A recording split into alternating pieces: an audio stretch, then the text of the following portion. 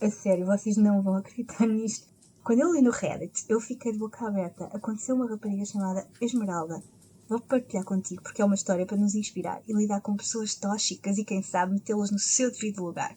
O título é extremamente sugestivo. Vê lá. Vingança da minha sogra, que foi horrível para mim durante anos e depois decidi usar um vestido igualzinho ao meu no meu casamento. A sério, vocês não vão acreditar nisto? Isto foi postado no Reddit pela Esmeralda Weatherwax. E eu vou ler. Eu estava a olhar para as minhas fotos de casamento hoje e pensei que esta comunidade apreciaria o meu sucesso. A história é um pouco longa, com todo o contexto, por isso vou fazer um chazinho e preparem-se.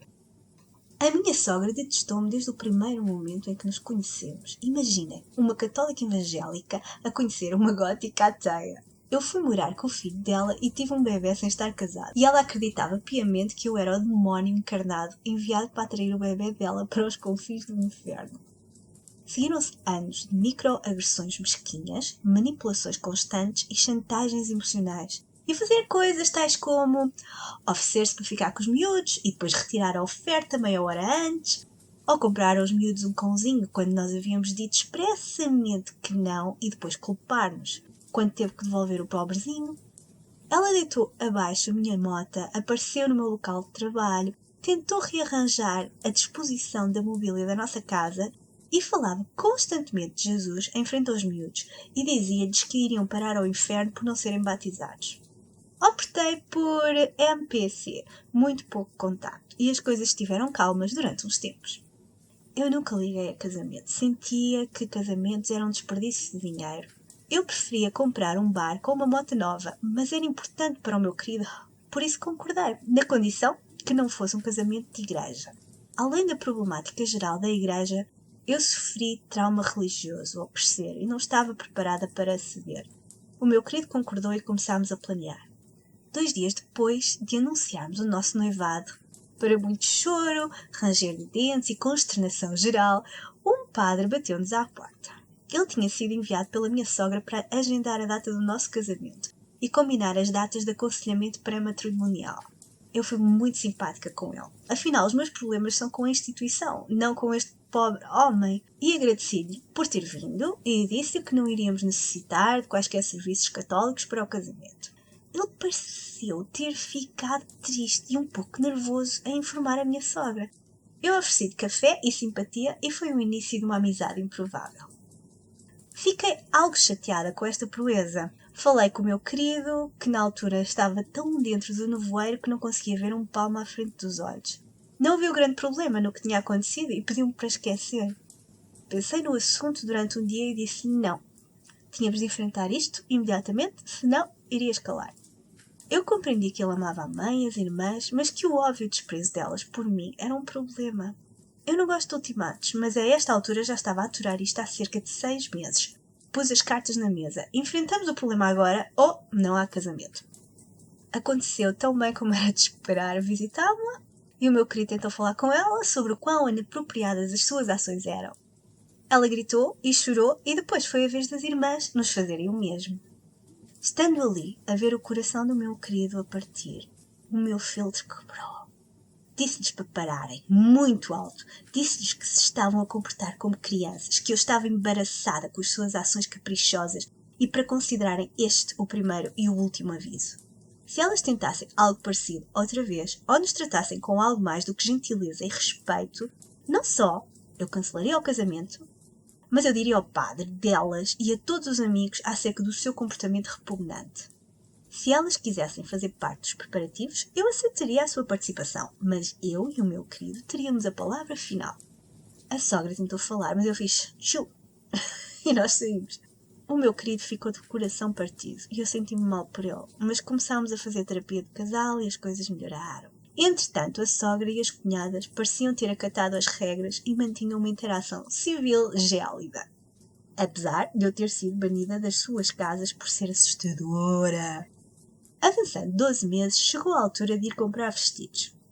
Meus deuses, eu odiava a ideia de ir comprar o vestido de noiva. Detesto cores pálidas, detesto vestir-me de forma formal, detesto vestidos.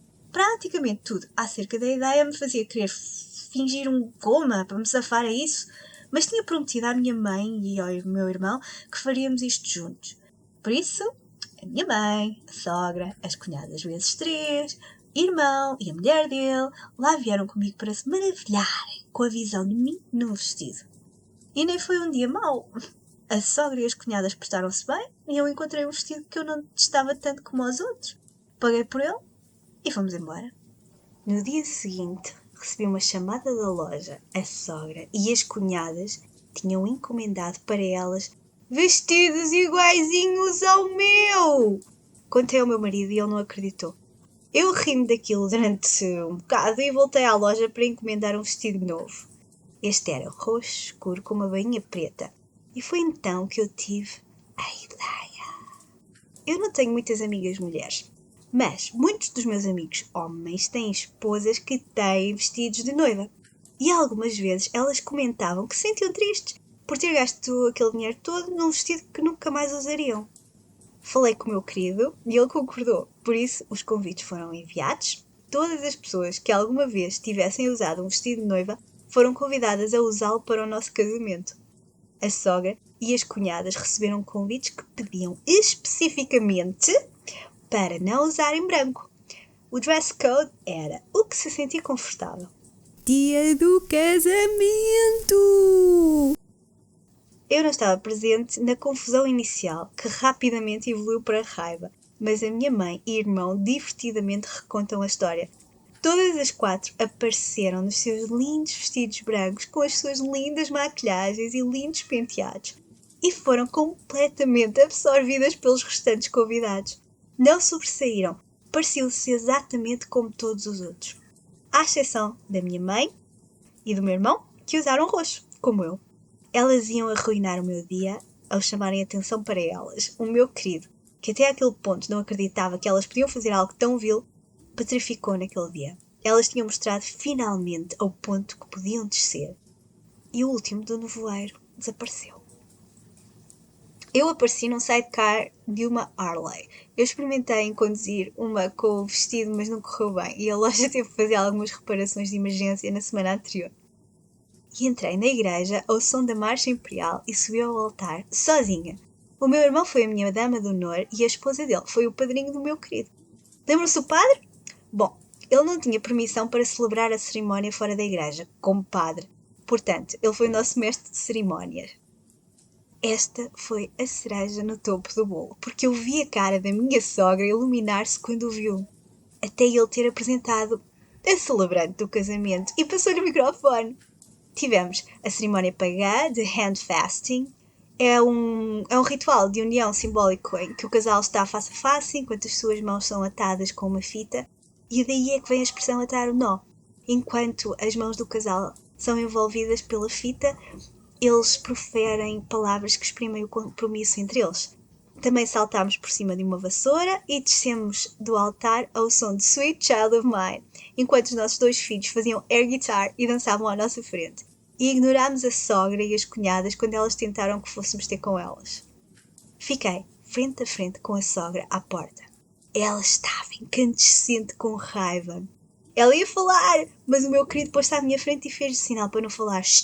À frente de todos. Foi glorioso.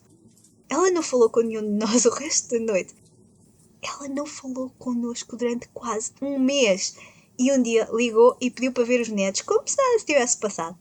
Por isso deixei passar, porque eu e meu marido tínhamos ganho!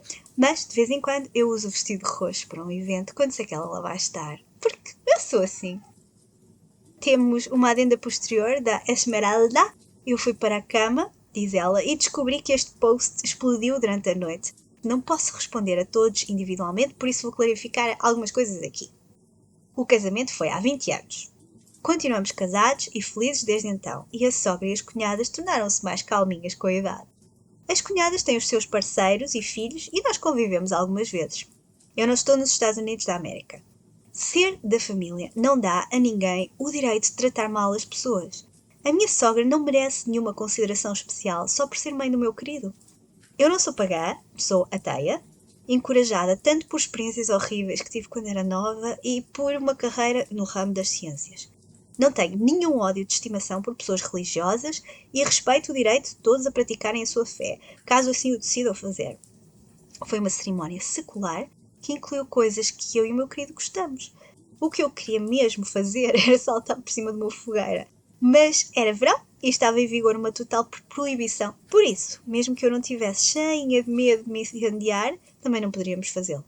O vestido original foi comprado por cerca de 300€. Nem pensar que eu ia gastar milhares num vestido que não usaria outra vez. Por isso, não estava fora do orçamento da sogra. Nem todas as senhoras optaram por usar o seu próprio vestido de noiva e, pelo que sei, ninguém comprou um vestido de noiva só para aquele dia. A loja de noivas ajudou algumas pessoas a encontrar vestidos em segunda mão para pedir emprestado. Os padres são pessoas normais, debaixo de todas as coisas religiosas. O padre em questão ainda é nosso amigo. Nós unimos-nos em torno do nosso amor a livros de Terry Pratchett, Star Trek, Star Wars, Lego e todas essas coisas nerds. Eu mostrei-lhe alguns dos comentários e ele ficou confuso. Os padres podem ir e participar em eventos não relacionados com a igreja. Quer dizer, eles têm família, amigos, etc. E nem todos são católicos. Ele referiu que algumas dioceses são mais rígidas que outras, especialmente em países tradicionalmente religiosos. Os meus filhos ensinaram-me sobre o perigo de doxing, que é revelar informações privadas sobre pessoas online, há alguns anos, por isso não vou publicar fotos. Algumas pessoas acham que a história é falsa, não faz mal. Às vezes sabe bem sentir-se convencido e superior relativamente a coisas que não interessam a mais ninguém que não aos participantes. Se vos faz fazer sentir melhor, eu posso adicionar algo obviamente falso para que possam dizer "Ah, mentirosa!" E que tal? Fomos a Marte de lua de mel. Vou voltar para o trabalhinho agora. Fico muito feliz que tantas pessoas tenham apreciado a saga épica do meu casamento. E a todos os que gostavam de ser meus amigos, isso faz-me sentir feliz. A Esmeralda ainda faz mais uma adenda e diz assim: dada esta história ter tido tantas visualizações, eu googlei a loja de noivas para ver se ainda lá estava. Infelizmente parece que fechou. Por isso não podem lucrar com a publicidade grátis. Sally, Kelly, Georgia, se vocês andam aí, eu penso muito em vocês. Vocês são os verdadeiros heróis desta história. Que história fabulosa! Uou! A força desta mulher que não se deixou abater pelo desrespeito e desprezo da parte da sogra e das cunhadas. E em vez de se deixar abater, arquitetou a vingança perfeita para transmitir a mensagem: não se metam comigo. Eu disse que não ias acreditar. O que é que achaste disto tudo?